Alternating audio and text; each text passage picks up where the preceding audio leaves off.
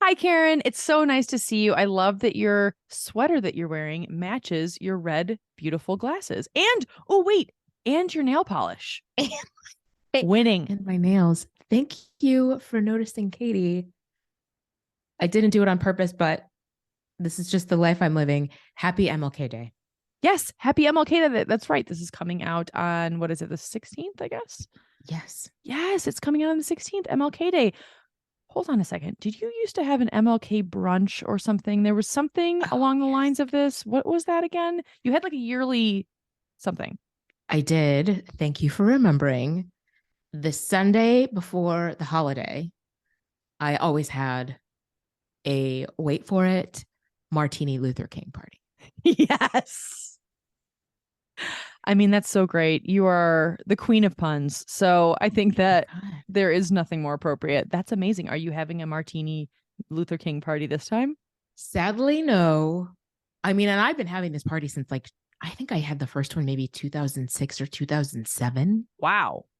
Oh yeah, and the official title was something like the fabulous, slightly blasphemous Martini Luther King, the party that's been making my mother cringe since 2007 or whatever year Oh, it was. you've told your very religious mother about this. Oh no, she comes every year. Oh, Are she you kidding? comes. Oh no, yeah, no. Jessie Mary comes and holds court. If she's not like, I think she's come every year. She always like has a dramatic reading because I have civil rights trivia and prizes, ridiculous prizes. Oh my And like I gosh, I always love have my this. mother have some kind of dramatic reading during the trivia. Oh my God, so much fun. And I hadn't done it in a couple years. And then I did have it January 2020. And as you can imagine, I am so grateful that I did that. Yes. It was so great to see everybody. And it was like, we picked right up where we left off. It was so much fun. And yeah, I don't know when I'll do it again. We'll see. That's so beautiful. I love that your mom always would do a dramatic reading. And by a dramatic reading, you mean like read something that MLK wrote or spoke, right? Or like someone else from the civil rights movement, and you'd have to guess who said it, or you'd have to guess, right? If MLK did write it, okay, well, what was that from? I have all the trivia questions somewhere in Evernote. I should go look at them. But yeah, some of you who listen to this podcast won a prize every single year. I applaud you. That's incredible. Also, so diving a little deeper, what were these prizes? Are we talking about like gift cards? Are we talking about like MLK Oh no. bobbleheads? Are we talking about like what were they? Stickers? Oh no. I mean, every year there was something absurd. Like, and by absurd, I mean amazing. So there used to be Naturally. I mean, obviously the Martin Luther King trivia contest prizes are going to be great. There used to be this great joke shop on what street is that? Belmont, that closed down. But like, so I would go there every year and I would get like a copy of Jesse Jackson's driver's license. What? Okay. Like a As bumper you do. sticker of, as you know, just it's important to have a replica of in your wallet at all times. Abby. Um, uh, Jane Byrne for mayor bumper sticker from 1980. Yes. And like just the most random things. They closed, and so I kind of branched out a little bit. My favorite was the year that my very proudly bald coworker won the Afro pick. I always try to have an Afro Nice. pick in there every year. Yes. So, Oh my gosh, I love this so much. And I'm so sad that I've never been to your Martini oh Luther my King party. I gosh. would fly in potentially for a Martini Luther King party if it wasn't January. That's the only Oh, challenge. Oh my gosh. I mean, that sounds amazing. Also, it makes me inspired to have more themey parties. Theme yes. parties are underrated. I just feel like every party should have a theme. I just think it's fabulous. I will say Ginger Buddha and Americano Angel are the queens, undisputed queens of the theme party. Really? Oh, yeah. What are Yes. some of their theme parties? I need ideas. So Tori and I love the movie Drop Dead Gorgeous. We had a Drop Dead Gorgeous themed party. Nice. Yep. Um, Where oh my everyone gosh. wears like costumes type of thing. Like it's like and I they think only can speak in sound bites. yes, definitely lines from the movie. Pretty sure Cindy put our faces on the poster. Like, I mean, it was That's incredible. It was a whole thing. Oh my gosh, why can't I know Tori has had a Golden Girls themed. I did not go to this, but a Golden Girls themed party. Tori, what? Oh, the first year of COVID went to, so she turned 40 that year, and we were going to have this big blowout party, of course, in April. Yeah. And instead, her theater nerd friends threw her a lip sync competition on Zoom. Yes. Oh, like, so what the great part, of course, was that like her friends from all over the country could participate with their kids, and like people went like all out, and it was so much fun. And I was just a spectator. I was like on Team Tori. I think I just like showed up on Zoom with a sign. That's amazing. Yeah. Okay, that is so incredible. I love that so much. I mean, I definitely think I'm going to be picking Tori and Cindy's brains about this because I need to have just like I kind of want to have as many theme parties as possible, but one of the theme parties that I want to have, Karen, and I like thought about this the other day and I haven't told anyone, and now I'm just going to tell you and everyone who listens to this, but I want to have a We Are the World theme party. So We Are the World is one of my favorite songs of all time. Not even kidding. I listen to it over and over. Tyler cannot stand it anymore because I sing it out loud. I really want everyone to have different parts. And here's the thing. So for Christmas, Tyler got me this like really fancy karaoke machine. And it's like, it has like a real microphone. It has like, I wouldn't even call it a karaoke machine. It's like really nice. And so I was like, okay, we can all pass around this mic and like someone can be Michael Jackson, someone can be Kenny Rogers, Cyndi Lauper, Aretha Franklin. Like, well, actually, is Aretha on We Are the World? I'm not really sure. I have to go back and listen. But like Bruce Tina Springsteen, Turner Tina definitely Turner. is. Yes, Tina Turner. Anywho, I like really am into this. And I also want everyone else to be into this. I do think that if this was a real thing, I would probably have to spring it on them after they got to my house versus included in the invite. But you never know. I don't know. Maybe I just need to find friends that love singing We Are the World and then make a whole video out of it. Obviously, yes. The video I feel like is crucial. Yes. And people have to like lean in. People got to just embody whoever they get. Yes. Totally. Oh my God. That also reminds me. Okay. Do you know who Justin Theroux is? He's like a actor that's been in like, oh gosh, now I can't remember the stuff he's been in. He used to be Jennifer Aniston's boyfriend. That's a random thing. He always is shirtless. He has amazing arms. Anyway, the point is that he was on this podcast like maybe like a couple of years ago, and he talks about how he'll be in the car on road trips with his friends, and he'll hear like his friend kind of like like kind of singing along with whatever song, like kind of like, like sheepish, they don't want to like really sing out loud and they're just kind of like humming along as you do. And he's like, sing for real. Like he like gets real serious and they're like, what? And he's like, do it. Sing for real. Not like bullying. He's like, I'll sing with you. Sing for real. And then his friends are like, dude, like it's fine. Like just change it's fine. We don't even have to sing. And he's like, no, let's give it a shot. And then they actually like fully belt it out. And so by leaning in, they like, I want people to sing for real. I used to say that to Tyler after we both listened to the podcast, and we're still sheepish around each other to sing for real. No. To sing for real. I mean, like really, really belt it out. I think he's trying to encourage both of us to sing for real with this new karaoke machine. But the point is that people, if they're going to come over for my We Are the World party, they got to fucking sing for real. Oh my God. I could not love this more. I'm super excited. I'm wondering if people are going to wear costumes too. Ooh, they have to, right?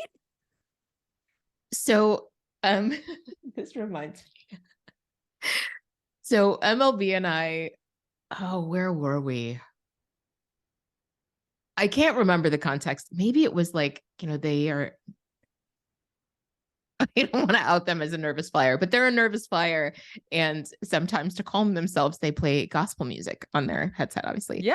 So maybe that's what made me think of gospel music. But so I started this joint playlist for the two of us called Gospel for Heathens. Nice. And when I tell you we were belting out from our childhoods these gospel songs, like it was so much fun in my kitchen, just like screaming, singing these songs. It was great. That's amazing. That sounds like so much fun. It was great. That's incredible. And no self-conscious feelings, just screaming it. I don't know how this happened, but like we have always just sung in front of each other. That's so wonderful. That's a beautiful thing to have that. That's incredible. And like there's no, making fun of each other. It's just fun. Like, Yeah. I wow. mean, they also have a wonderful voice and we're in like a concert choir and I feel like don't have the same or not self-conscious about it. And I feel like it's made me not self-conscious about it. So That's an incredible thing to have a contagious, like to be contagiously giving self-esteem to people and singing. Like that is a gift to humanity. yeah. Thank you, MLB. That's amazing. Okay, so I have to tell this is like a weird segue. Even though I do definitely want to go back to this We Are the World theme party at some point, but okay, so I have to tell you about my weekend, Karen. I know. Okay, so I went to Vegas to see my cousin Eric and his wife Serene, and she is pregnant. She's due in March. It's a boy. They have already named him, which I found really interesting, where they are like very forward with the name Aiden, Ayden. And so yeah, so it's just really exciting. Like they're wonderful people and it was really wonderful to be there for them. I don't know where to begin though. So it was kind of batshit. The whole weekend was batshit.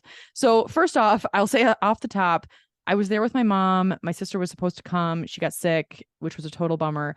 And then it ended up that my mom and I had one-on-one time together, and it was like lovely. We went to this really fancy French restaurant for brunch. We ended up staying there for 3 hours. I literally would have done the entire trip over again just for that brunch. It was just like very fantastic. It was like super, super special.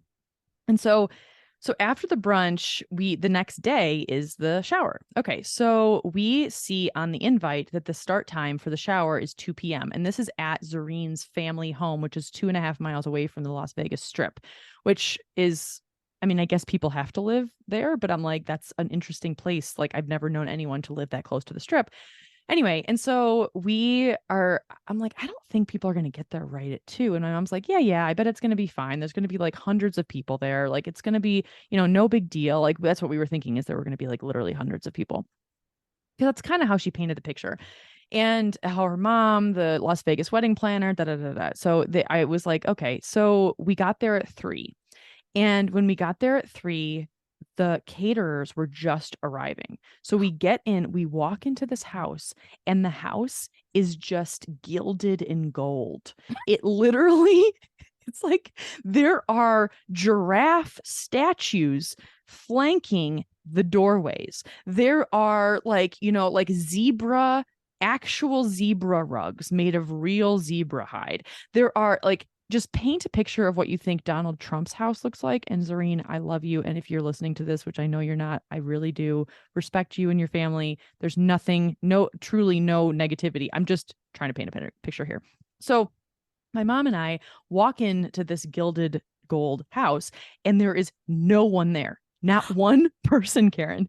And my What? mom and I, like, yeah, not one person. And like we walk into the back, and like there's this clearly like the cater manager person is like, oh, hi, can I help you? And like my mom and I are dressed to the nines. Like we have, because everything is like they had told us either Indian dress or American dress, but dress up, which means like almost like cocktail attire.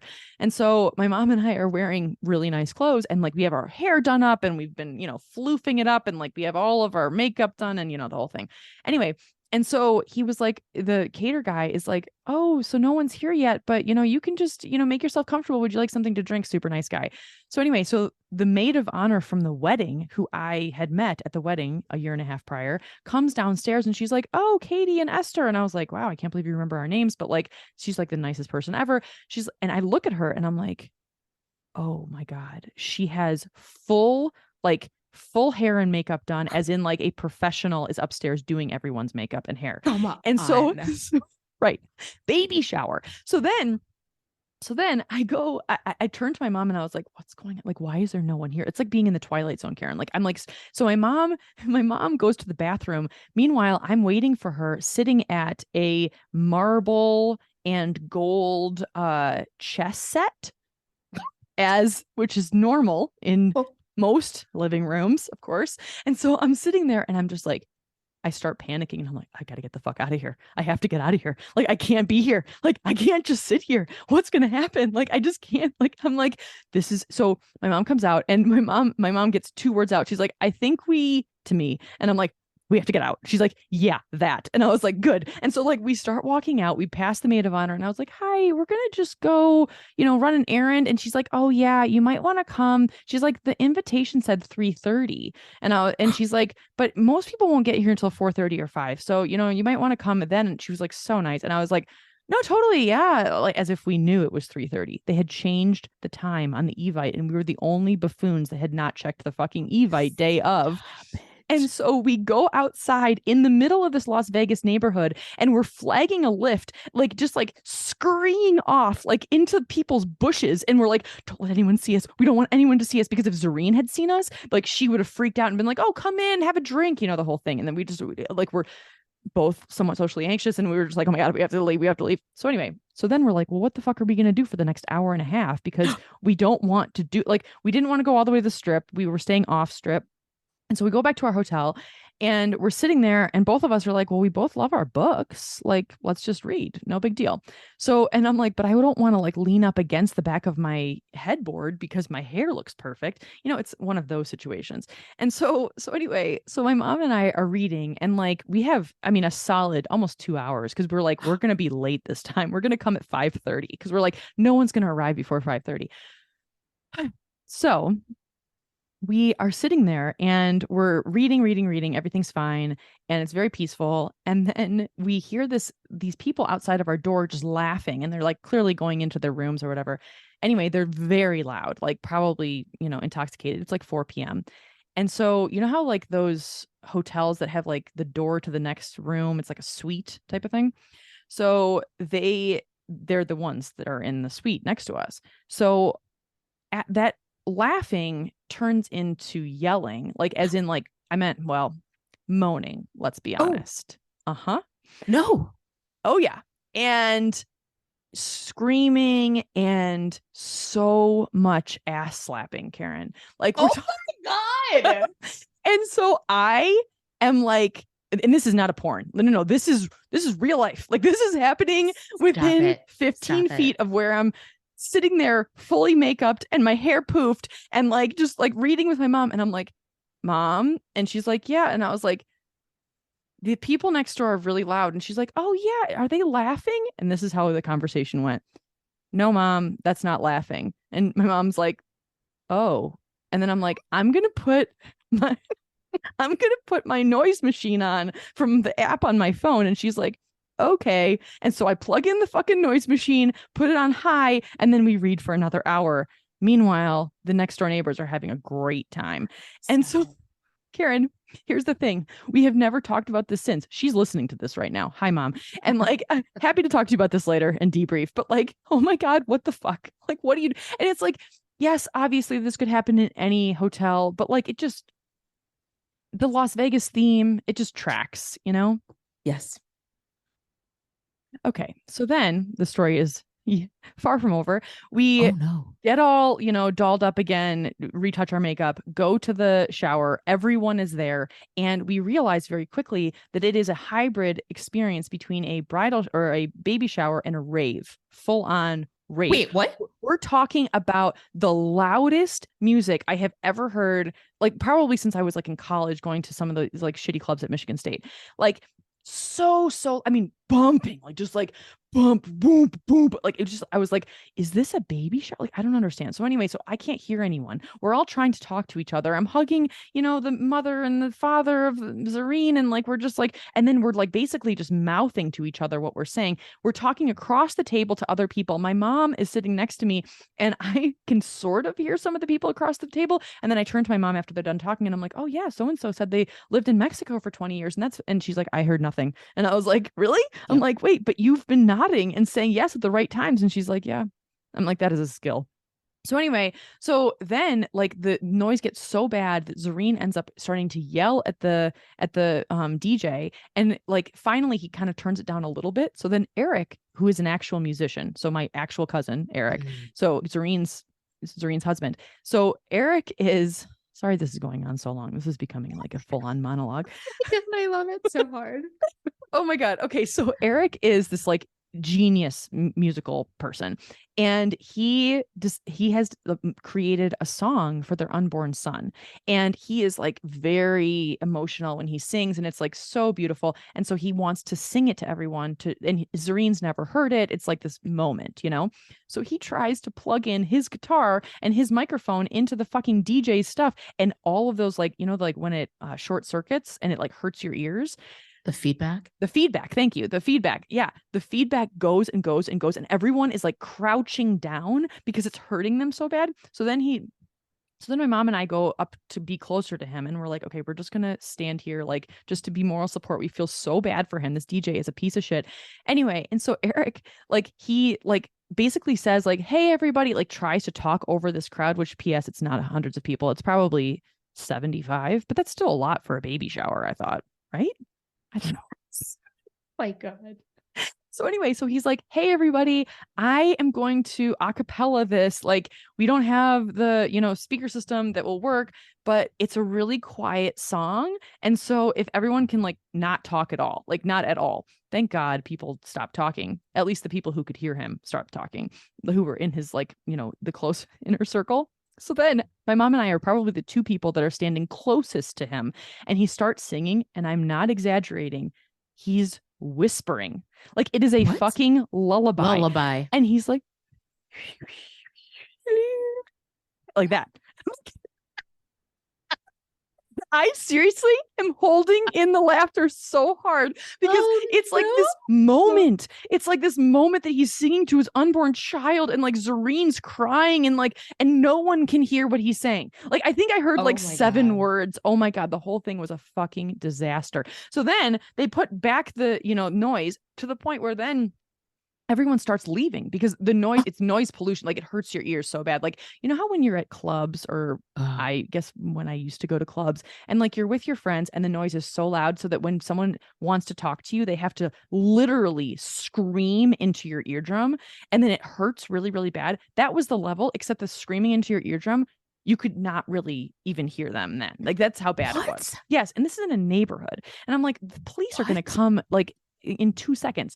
So anyway, so my mom and I finally leave, and like we get in the lift, and both of us are just like, what the hell was that? Like, what was that? And then we fly out at 6 a.m. the next day. And that was it. That was the whole weekend. It was cray cray. Anyway, there's quite a bit to unpack, Karen. There's so many questions. I'm so glad you made it home safely. Were your ears ringing for like days after this? My ears were ringing all night for sure. And then by some like act of God, they were actually okay the next morning. But yeah, crazy, right?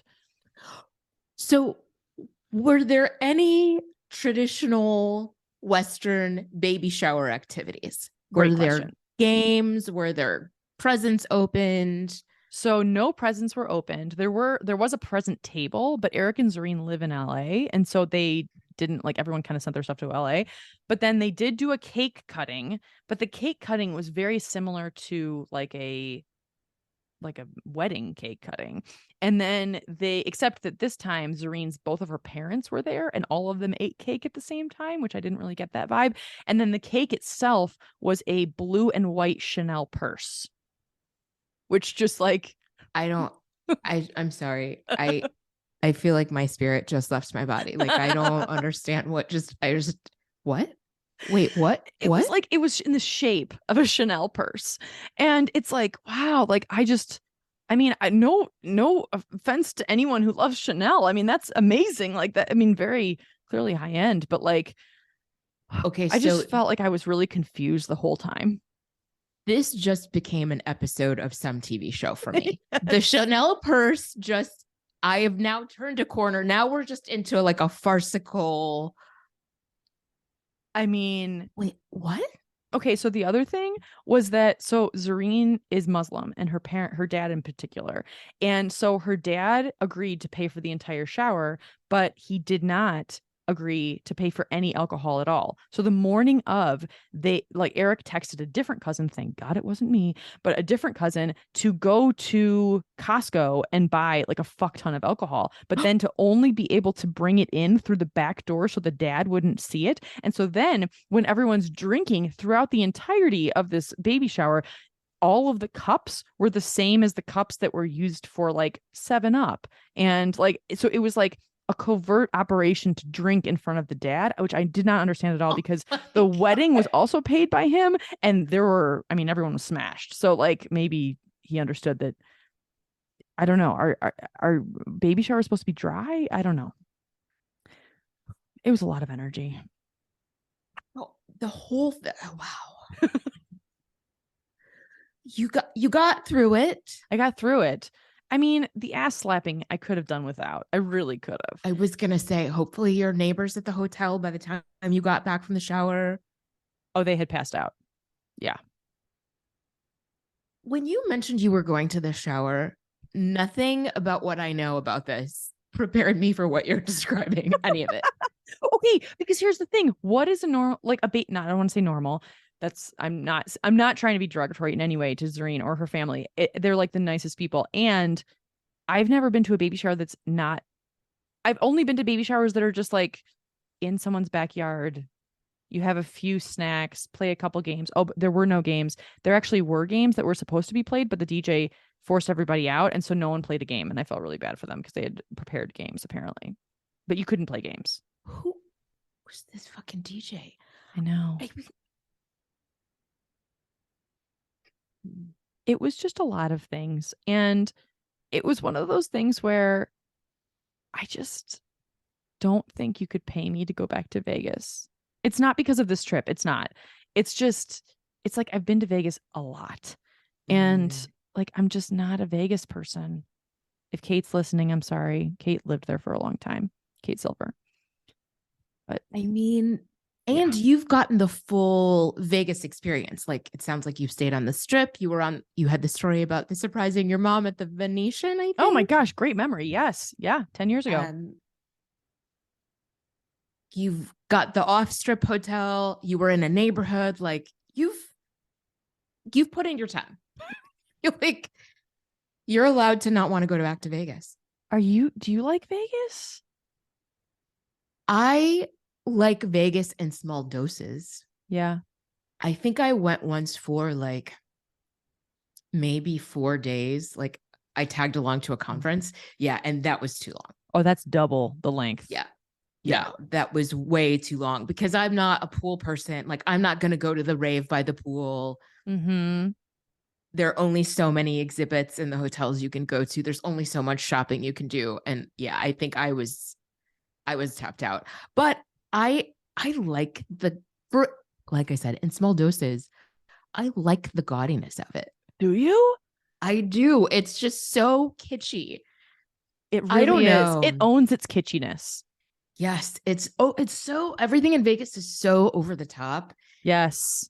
That I feel like it's just this uniquely Western American experience. Like, wow, we are really doing this. You're really going to build a replica of the Eiffel Tower at your fucking disgusting hotel. Great. Yes. Great. Cool. You're going to have a pyramid. Of course you are. It's true. Right. Like, it's just, it's like it's a work of art. Vegas is just like a very acquired taste work of art. I will say I went to a very cool, but very creepy Titanic exhibit there. Ooh, that's kind of cool. I think it was there for a long time, and I can't remember which of the hotels it was at, but they had all of these, like, I can't think of the word for, like, all of these things from the Titanic that they had actually retrieved. Like real things. Okay. Yes. Silver and teacups. And I mean, it's all, of course, like beautiful and like beautifully restored. I don't know how these things like didn't degrade, but like really like, I mean, I haven't seen the movie Titanic in a very long time, but like very opulent. Everything was like really beautiful. And the way that the exhibit was structured, as you got further into it, the temperature dropped. No, like the actual temperature of the air? The temperature of the exhibit itself. Because, of course, they're in the wherever they are, and they hit the iceberg, and so it's very, very cold. That is next level, Karen. And Wow. so you're like, by the end of it, you're like in this freezing fucking cold room with, I think, a replica iceberg in it. What? Like you're just like teeth chattering. Like it was really strange. That is wild. It was really wild. And, you know, the other thing was that they gave you, when you started, they gave you a card that was the passenger that you represented. Oh my God. That's cool. Well, no, at the end, you could look to see if you survived. Oh. Your passenger made it or not. Oh man, that's a dark weird experience. That is, I mean, I appreciate the creativity, but like that is, did you know it was going to get colder and colder, or was that, no? do you actually just like visit, like you physically could notice, like it would, you weren't like, oh, the AC is just kind of pumped. Oh no, it was like they were very intentionally, because it was like kind of one of these immersive experiences, and so it was just like it got darker, it got colder, there were sounds of the ocean, like Wow. they went all in on this, like, oh no, the ship is sinking. Oh my gosh. Yeah. That's so intense. Also kind of cool. I mean, that sounds It was amazing. cool. Do you remember if your passenger that Ooh, you were assigned, if the passenger you were assigned made it or not? I don't remember. Okay, let's just say I don't they did. remember. Let's They, just they had a wonderful life. Exactly. Oh, wow. That's intense. Yeah, Vegas is like a very singular place. Like Yes. it's cool. The cool thing about it is like there are people from all over the world that fly there. I mean, I find that like when I've traveled in other places around the world, like people will tell me they're going to not to Michigan. They're going to the US and they're going to New York, LA, Vegas, and then sometimes Chicago and San Francisco. It's usually those. Maybe Yep. Miami. That's usually what the tour is. But yeah, you Yeah. don't miss Vegas. Such a spectacle. I hear you though. I mean, I haven't been there in a long time, and it's not necessarily on my list of like, now that I've started traveling again and I'm excited about traveling again, it's not necessarily high on my list of like, ooh, I got to go back to Vegas. Totally. Yeah. I mean, it was an interesting experience. I will leave Oh with my one God. other thing. Like, we were walking around one day after brunch, and there were all of these women who were very scantily clad, like just like straight out of like Moulin Rouge type of like outfits. And I mean, they had their tops covered up, but like barely. And we ended up getting a photo with one of them. And as we were walking up to these two women to get a photo with them, like had these like headdresses on and all this really cool stuff. And I was like, hey mom, I think we might have to pay. And both of us were like, but it won't be that big of a deal. So we take pictures on our phone. And then one of them turns to us and she's like, by the way, that's $40 a person. And I was like, what? She's like, we take Venmo and Zelle. And I was like, oh my God. And so it was so shocking. Like, I mean, maybe $10 a person, but I was like, so my mom like reached into her purse and she's like, I only have $15. Okay, I'm sorry. And I was like, sorry, don't be sorry. And then like I reached into my purse and I only had like $8 in ones or a 50. No. And like I was like, yeah. And then they were like, but yeah, well, we take Zelle. And I was like, I'm sorry. Like, it's not that I'm not supporting their lifestyle at all. It's just you kind of need to advertise how much this is going to cost before you get the photo, but maybe that's part of the shtick. And then we were walking away and I was like, I bet you, because we were there during CES, which is their 200,000 person show. It's the Consumer Electronics Show. And so who knew? Everyone had a lanyard. Everyone looked like a bro from like, Lincoln Park. But like, anyway, the point is, yeah. And so the point is that all of those bros were definitely getting wasted and then spending easily $40 a person on pictures with people that were wearing Moulin Rouge outfits. My head went somewhere else with that story, but yes, you are right. They were spending money on that. Yes. Yes. ... Yep. And we'll leave it at that for Vegas. Oh, Yes. Vegas. Oh, Vegas. Oh, the only other thing I'll say is that when I went into Walgreens, they had, and I'm not making this up, just rows and rows and rows and like full like multi-shelving units of Pedialyte. Like everywhere. I mean, it was to the point where I was like, my God, this looks like a nursing home. Like this is like this. Oh my God. And I'm like, well, at least they're taking care of their clientele, Well, I have to commend Pedialyte. I want somebody to do a story on this. Journalists out there listening. I want to read a story about Pedialyte rebranding itself for hangovers. Oh, Yes, and dehydration for adults. okay, definitely. I think that would be fascinating. I've like there's even a commercial with a dad who's sick. I mean, you can interpret how he got sick, but he's sick. He goes down to the refrigerator and he's like sitting on the floor in front of this refrigerator drinking out of the Pedialyte, and the kid comes down like, "That's mine. I'll buy you another one." Like, I don't know how this happened. Because Pedialytes were for kids, like for infants. Oh Is that yeah. what? Yeah. Oh, It's like it's an electrolyte drink it's like for Gatorade. children. Yes, but somehow they have like had this marketing campaign for adults. I've actually never had it. Have you had it? I have. Is it good? I mean, it kind of tastes like Gatorade. Is it like less sugary than Gatorade? Ooh, I think it's as sugary as Gatorade. And Oh, I got it because it was like a really, really, really, really, really hot day in Chicago. I think I was on a bus with no air conditioning, and there was like a construction worker who was like telling everybody, when you get off the bus, make sure to go drink some Pedialyte. Like wow. everybody's going to be dehydrated. Go drink Pedialyte. I was Wow. like, okay. That's helpful. Yeah, I I thought it appreciate was that. like for really old people who were dehydrated in nursing homes, but maybe not. Maybe Oh, it's for everyone.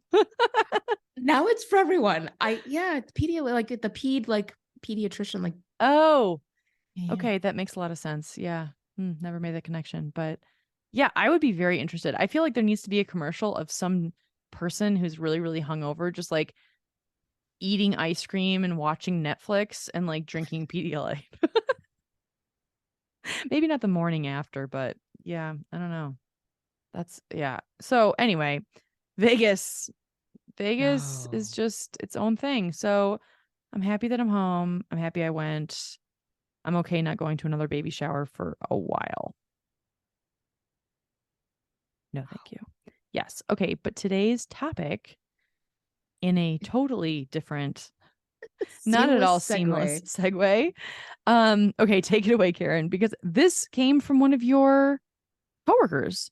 Yes, another one of my genius colleagues. We were talking about resolutions and intentions and this pressure to go outside of yourself and push your boundaries and all of these things. And she was saying that she had read something. I think she saw it on Instagram about the opposite, like this notion of taking this year, the beginning of the year, to redefine your box, like pulling in, like I'm making this motion with my hands, like you were Yes. redefining the box, like you were resetting your own boundaries for yourself and for other people, and like more of a like pulling in rather than a like, I'm just going to extend myself out. And it really stuck with me. I wrote it down when she said it. This was just today.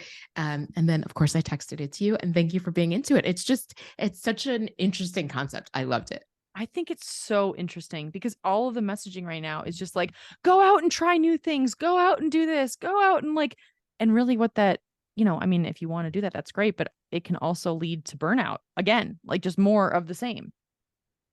Yes. And it was like also aligned with the idea of what we talked about. What is that, 2 episodes ago? Of you are fabulous the way you are. Mm-hmm. And it really is about like just hunkering down and like, this is who I am right now. Who I am right now is awesome. If I want to make who I am right now better, great. But I'm not gonna, I'm not gonna go all out. Like, well, and like also, yes, this concept of boundaries and resetting them. And that I feel like as we have all at our own pace re-entered the world, it has become more difficult, I think, to remember what our boundaries are and why they're so important. Yes. I love this. That was the thing that came to me when you texted me is boundaries. It was like, what is inside of my box that is I'm ready to release, like what is like what kind of, one of the things that a friend of mine was talking about is that she's trying to release a sense of urgency just in general in her life.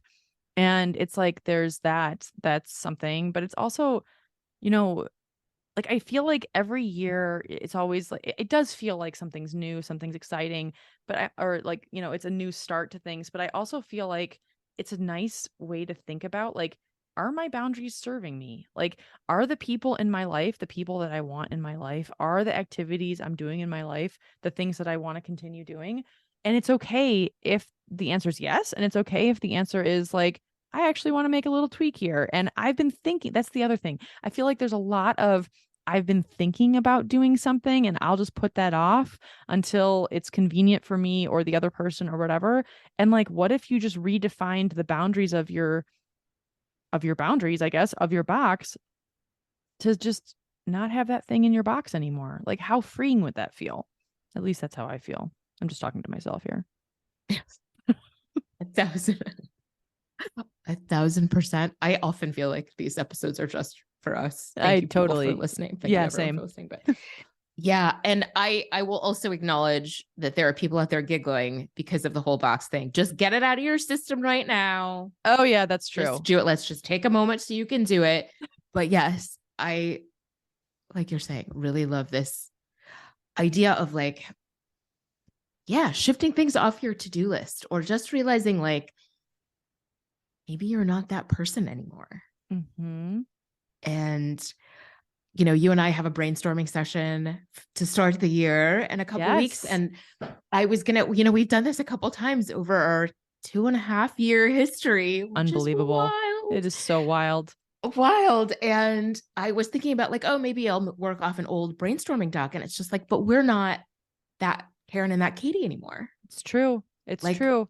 We got to start from 2023. Like, I don't know. It just didn't, it suddenly didn't make sense to me to revisit those old things. Cause oh my God, the world was totally different. We were totally different.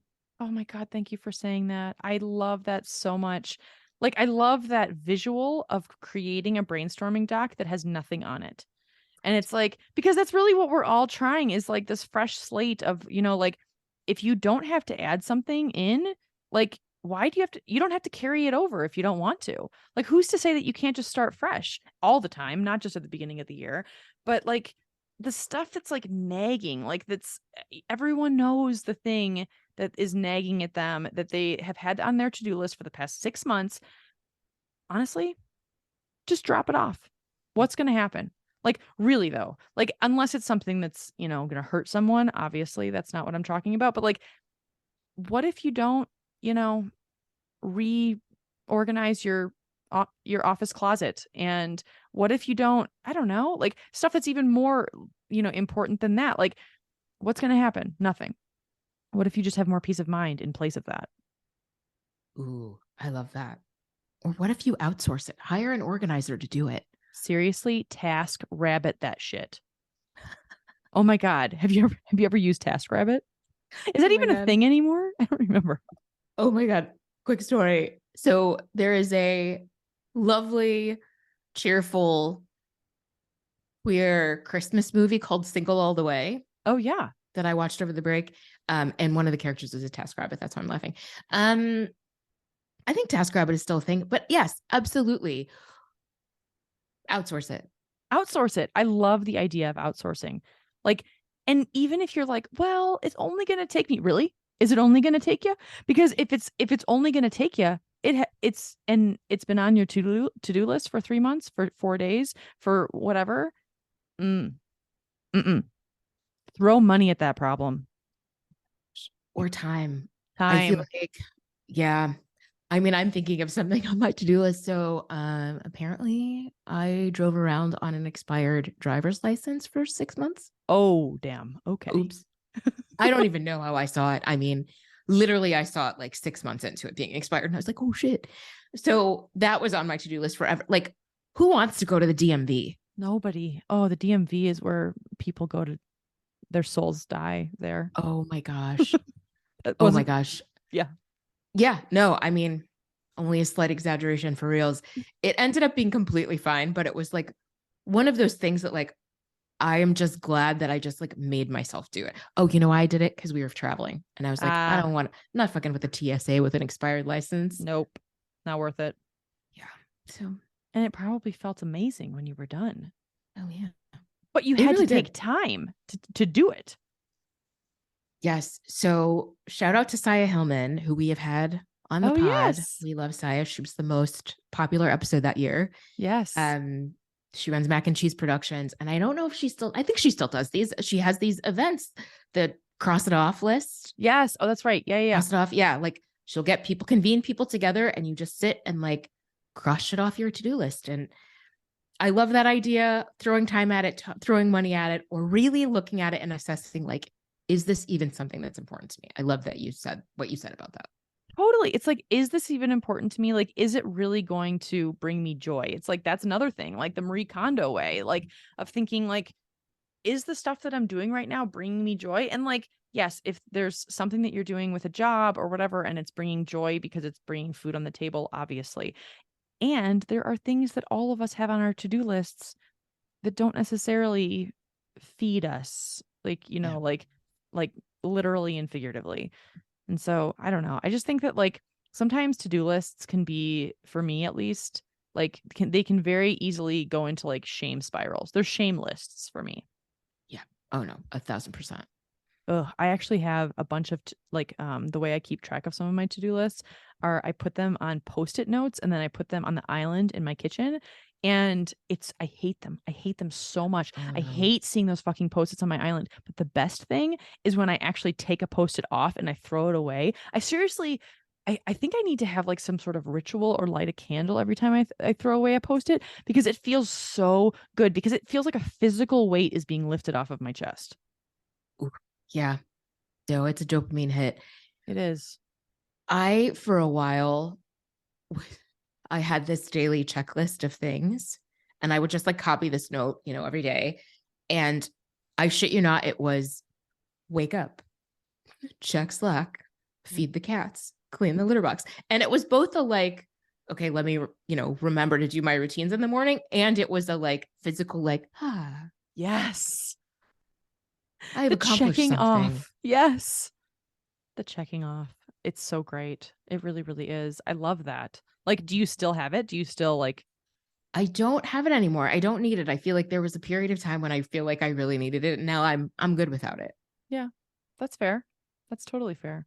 I also think that like the whole box thing can be expanding your box in a certain direction. Like it's like Mm. I have been thinking a lot about like getting involved in more like arts communities here. Like, like kind of, getting involved in like more performing arts or getting involved in like more, I don't know, music communities. Like I want to open like space within my box to welcome in new energy and like creative energy. And it's like, yeah, like we are the world energy. I want people to come over and like not think it's weird and be like, oh yeah, I'd like to take the Kenny, not Kenny Loggins, shit, what is his name? Kenny Rogers part. Thank you very much. Is Kenny Rogers in We Are the World? Oh yeah. Yeah, hold on, I'm going to check that. But I'm almost positive. I mean, I keep saying that he's in We Are the World. Um, we are the This is gripping content, everyone. I know. Oh yeah. Oh yeah. He is absolutely. Yes, I will link to a video of We Are the World. Also, there is a movie about We Are the World. And then Mm. if you haven't seen, have you seen the documentary with Quincy Jones? It's called Quincy. Oh, no, I haven't. It's so great. It's so Rashida Jones, his daughter, one of his Hmm. daughters, created it. She directed it and created it. And it came out maybe like right before COVID. And it's all about not just about We Are the World. It's about Quincy Jones and how much of a legend he is. But anyway, I want to be the Quincy Jones character. That's what I want to be, is I want to be like orchestrating everything and be like a conductor behind a stand. And then everyone just into it. Also, an episode of a sitcom. Also, an episode that I would watch. Is it okay? Would you watch another episode? Okay, so this is like, this is a major tangent, but I had a conversation with my singing teacher yesterday about the fact that I have long had a fantasy and not like, let's just say dream. I've had a dream about Man in the Mirror, the Michael Jackson song, like I'm talking. Yeah, okay. So anyway, so like mixing Man in the Mirror with Sister Act, and everyone would be dressed up in choir robes, and then we would be on stage and I would be the conductor and everyone is like fucking rocking Man in the Mirror, and like the whole crowd is freaking out, and like this is going to happen in my lifetime, Karen. I really hope that you're there for it because that would be amazing.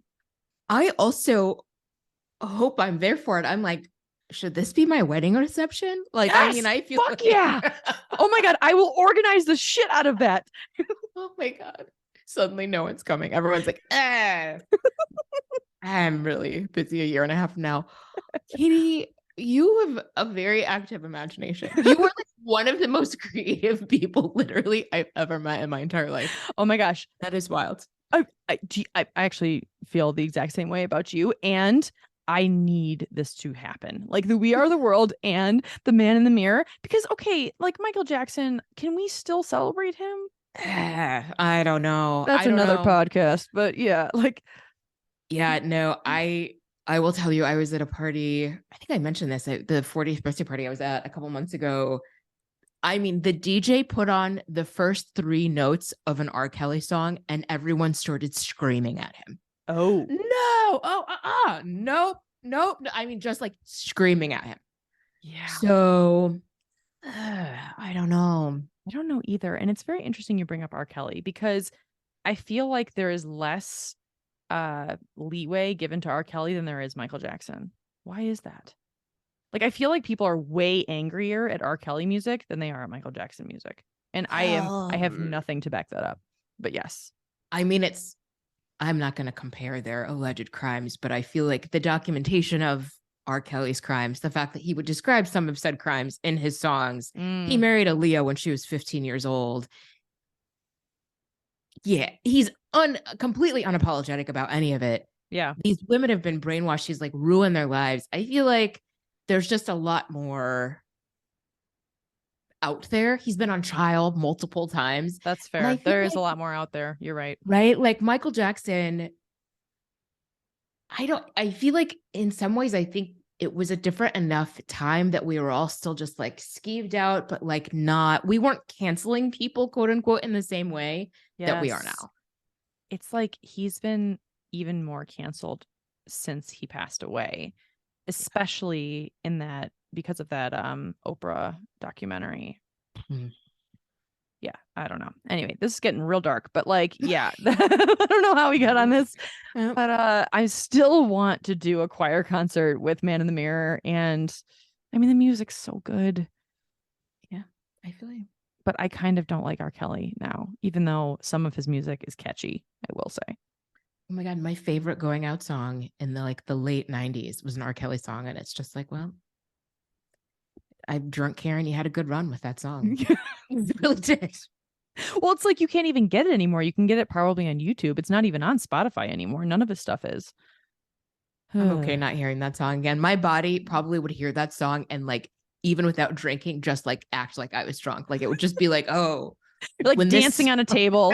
Yes, exactly. Like running back into the bar. We're leaving, but then the song comes on and I'm like pushing people out of the way to get back on the dance floor. Like, yeah, no. Yes.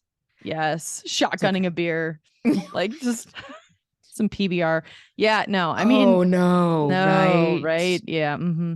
Well, and the chorus of the song is drinks in the air. So you can just imagine I'm spilling overpriced martini on everybody. Like it's a thing. And I feel like it's okay that the sun has set on that time in that song for me.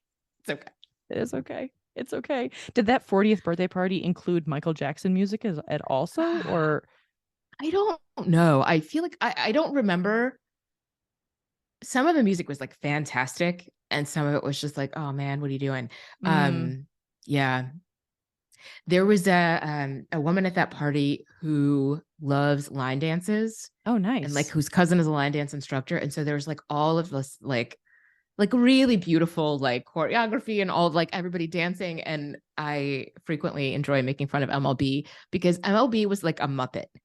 And I hate to say it that way, but it's true. So there'd be people doing these like elaborate turns and like these beautiful songs and like coordinated whatever. And then here they come just like bouncing onto the dance floor, doesn't care what anybody's doing, completely dance to a different song in their mind. I was like, okay, That's It's a amazing. I mean, yes. that is a creative genius right there. Like It is. they don't need a tune. They have a tune.